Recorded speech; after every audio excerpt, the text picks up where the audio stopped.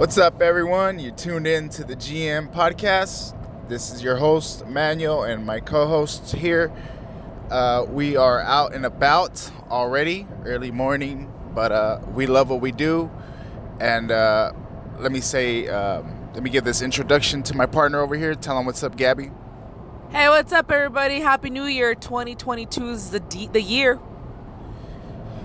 Today, we wanted to talk about falling out of love. This subject in particular, I think a lot of people can relate to. This could be falling in love with your significant other, with your business, with your career, with your life. You know, all these things resonate to living a happier, prosperous life.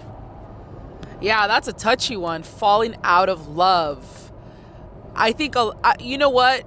Think about this. Most Americans are out of love. They feel not happy. They feel not content with whatever it is in their life. Falling out of love is one of those, it's a very, very hot topic because most of us don't like to talk about it, right? Yeah. We don't know how to express what we're trying to say or how we're feeling. I guess I could start off with the falling out of love with your job or with your career. I think I've fallen out of love with a lot of things in my life, and I'm going to try to explain as best as I can of what I went through. Falling out of love with my career for a very long time. People who know me personally know that for 20 years I worked for the plumbing industry for, two contractors, and I was like their main person in the office. I would handle basically everything. I knew the industry like the back of my hand, but it's not an industry that I seeked because that's what I love to do. It just happened to be that my ex-husband at the time, his dad is a contractor, and so I kind of just went that route because of my circumstances back in the day.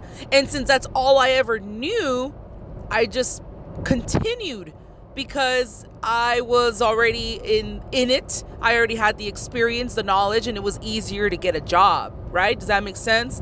And it came to a point when my life was falling apart.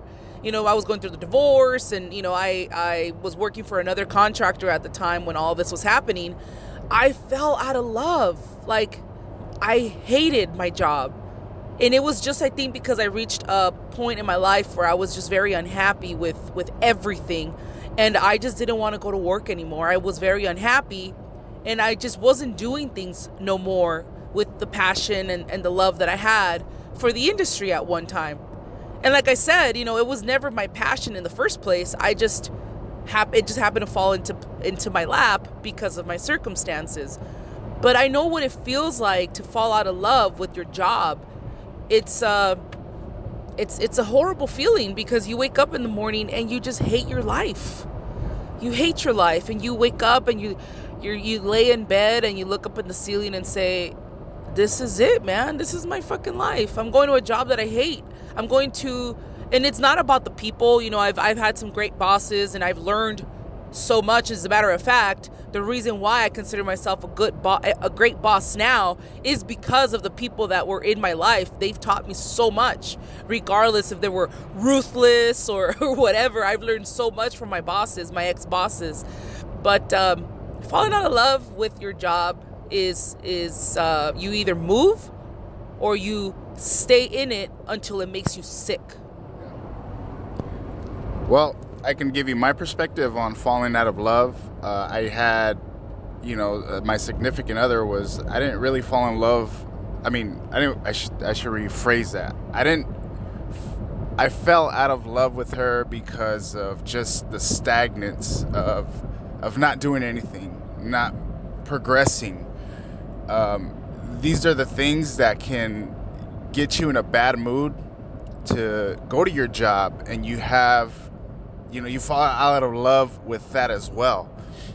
You also tend to not care as much. You know, as eager as you were going into a new job, envisioning and actually seeing yourself conquering the things that you want to make your boss happy for. And you know, when you take these burdens home, or you take the work home, or you vice versa, you know, what happens is that you start to fall out of love with everything, you know, and this leads to falling out of love with yourself. You know, you pack on some pounds, you start to like manifest the negativity that's around you, and the falling out of love aspect just becomes worse and worse. Yeah, it's like a cancer. It is like a cancer. It's a tumor that, you know, that it keeps spread. It diminishes everything that you really want in life. So falling out of love is, you know, you got to keep your fire lit. You have to understand that not everything that is out of reach. It can't be, you know what I mean? It can be solidified by you. So falling out of love and falling in love with things that actually get you to where you want to get to is it's much more easier. You know, you have to really understand why you're doing what you're doing, and how to manipulate your cards, how to understand how to put one thing in order for the next.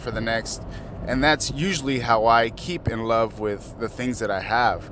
And you know, falling in love is it's easy. You know, it's one of those things where it's rapid, it's quick, it's so at a grasp. But at the same time, you have to understand that not everything's going to play the way that you want it to. Yeah, falling out of love with the human being, that's like a ouch topic, but it has to be said. Falling out of love with a human being is sad, because you know, when you sit and remember the old days and you remember how you felt, it kind of makes you feel sad that now you feel the complete opposite. Yeah. Falling out of love with my ex-husband was very hurtful towards me within myself, because first of all, I loved him. I really did. Now, here's the thing though. I really did love my husband. I did, with all of my heart. But were we in love? That's a big question mark. That really is a huge question. Were we in love? I know that I loved him, and so when he called the divorce, it took a lot of willpower to stop feeling the love for him that I did before. Because it is, you could literally talk yourself out of falling out of love with somebody. I mean, that's how the mind works. You know, we're talking about laws of attraction and manifestation. You could sit there and keep saying, stop loving, stop loving, stop loving. And eventually your mind and your heart will follow, and they will reconcile. But for me, it was a lot of hurt, a lot of damage that was done. And with time, and it is true when people say time heals everything, it really is true, but you have to work. It's not just the time that heals, it's also your willpower to want to move on. Right. So for me, falling out of love was not as easy, but I had to do it for my own sanity. I had to do it for my own health. And when you realize how much a person has put you through, then falling out of love is not just necessary, but it becomes easier, right? You realize, like, okay, why do I even feel this person doesn't deserve my love, right? But falling out of love with a human being is sad, because you do remember the good times, and you do remember the warmth within your heart. You remember all of that, and you're just like, damn, how are we now here, right? How did this happen? Exactly, because you remember the love you had for that person. But moving forward, like you said, partner, that feeling this way about your significant other, does become a cancer. And if you're unhappy at home, it spreads to everything else. It is so crazy, which is why we've talked about before in our other podcast. You must surround yourself with people who motivate you, who love you back, who respect you back, etc. Because it is a cancer and it will spread to all the other aspects in your life. Yeah. So if you go home to someone who makes you ill, like who makes you nervous, who makes you anxious, and you hate going home because you're afraid that they're going to yell at you or you're going to do something wrong, what happens is the rest of your life starts sucking, right? You hate your job because you're miserable now at home, and so we tend to spread it onto our coworkers, onto our job, and then everything else. Like when I just said about me falling out of love with my career, with my job, it was because it all started crumbling soon after the divorce started going into effect. Yeah. Everything else started to suck. I hated my job, hated my life. I needed change and I needed it fast. But falling out of love is obviously a red flag, and we need to recognize the red flag and do something about it. We deserve, as human beings, especially, and I always say this, if you're a good person, okay, if you're a good person, you deserve the love, you deserve the success, and why do I always say that, if you're a good person? Because if you're a bad person and you're out there, stealing, conniving, hurting, karma's going to take care of you. I'm not wishing bad on you, but I'm also like, hey, I don't know if you deserve all the great gifts that life has to offer. So I always say, if you're a good person, you deserve to be happy. You deserve love. You deserve success. And don't be discouraged if bad things or setbacks happen in your life. Please don't be discouraged. Brighter days will come. But recognize when you're falling out of love with something or someone and either change it, fix it, or move on. Yeah, falling out of love for me has given me room to fall in love with the things that I want to do. There you go. That's a good way of saying it. So when I see things that are out of reach, when I see things that are not fulfilling me, and I know that I have this empty hole, that needs to get filled. It may not ever get filled, but hey, you're feeding it good things. You're feeding it the things that you want to accomplish, and that's what makes you whole. So, yeah, falling out of love for the things that I really want, or falling into love with, which is why I want to start new things. Yeah. I want to feed myself the positivity that I deserve.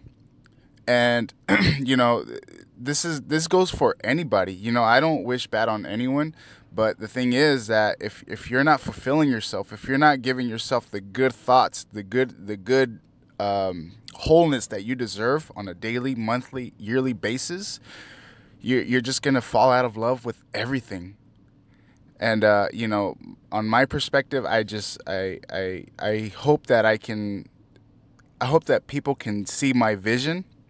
I hope that I can actually open up this new dimension for people to start actually, feeding themselves what they deserve. Yeah, I like what you said. I like what you said, where you say you have to make room for better, newer things.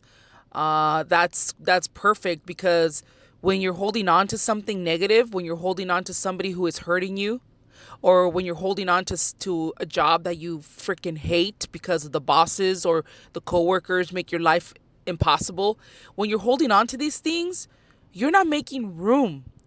I really like that what you said, partner, because you're not making room for anything new.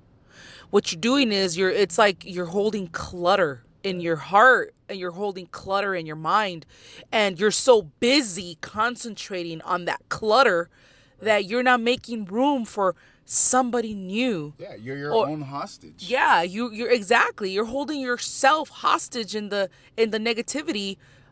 So that's great. Like I said, recognize when you're falling out of love with something. It doesn't always necessarily mean that your significant other is a bad person or is not good for you. Sometimes you need to reevaluate your own life, because it doesn't necessarily mean that it's him or it's her. Maybe you need to shift your career. Maybe you need to work on yourself. So it doesn't necessarily mean that we're blaming other people, but the people we have in our lives does have a huge impact on our life and our mentality. So I guess what we're trying to say here is recognize when you're feeling unhappy, recognize when you're feeling unsettled or unbalanced, and really diagnose what needs to change. Is it your partner? Is it your significant other that maybe that person is not helping you elevate yourself? I want everybody to understand this, that people from now on, okay, from here on out, please recognize those who are only hurting you, instead of, because people who are in your life, and I'm talking about your friends, your family, if they are no good but to just drain you, why do we keep them around? Because we understand family is family and there's nothing we can do to change them or replace them. But you can avoid family members who drain you. If you have a friend who is literally just sucking the life out of you, you need to find new friends. If you have a job that makes you miserable, you need to find another job. So it is your responsibility ultimately as the individual to find your happiness. And like you said, partner, make room for what makes you happy.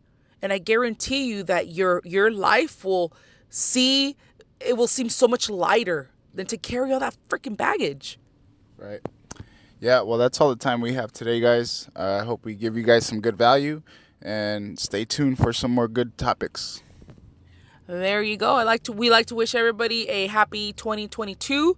We will be posting our new podcast on Castbox. CAST box. Castbox. We're going to be uploading our episodes onto that podcast. It's a podcast app. You can find it on your phone, your computer, your tablet. So please subscribe. We just started, so we actually just have one episode on there. We have not promoted it yet. But thank you, everybody, for listening. We will check in with you guys on our next one. But make this year prosperous. Do not waste it. That's right. If you guys have any topics, any things that you guys want us to touch on, hit us up at the at our Gmail. It is the GM podcast at Gmail, right? The thegmpodcast21 at gmail.com. But yeah, we're always live. We're always here for you guys, and keep falling in love with the things that you do want. There you go. Have a good one, guys. Catch you guys later.